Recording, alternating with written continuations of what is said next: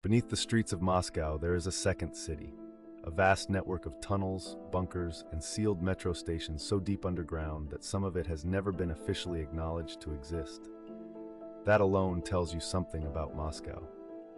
This is not a city that reveals itself easily.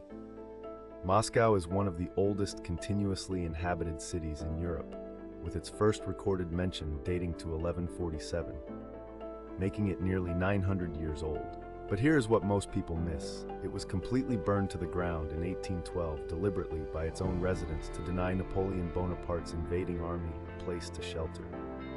Napoleon entered a smoldering ruin. He waited for a peace offer that never came.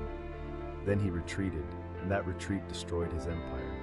The city rebuilt itself entirely, and it rebuilt itself into something extraordinary.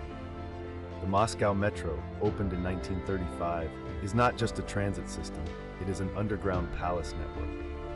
Stations like Komsomolskaya and Mayakovskaya are lined with marble, mosaics, and chandeliers, designed by award-winning architects as showcases of Soviet ambition.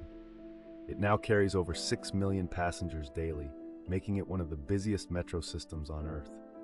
Above ground, Red Square is not red because of communism.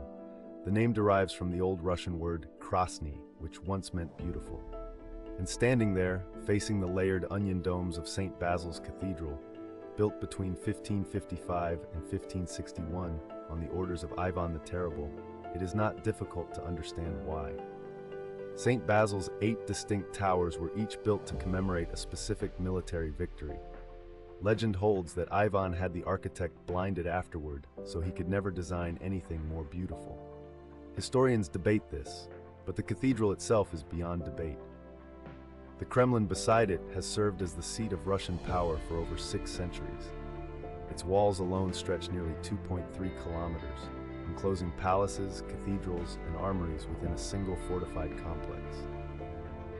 And then there is the Bolshoi Theater, one of the most celebrated opera and ballet stages on the planet, having premiered some of Tchaikovsky's greatest works within its gilded halls. Moscow holds contradictions the way few cities can.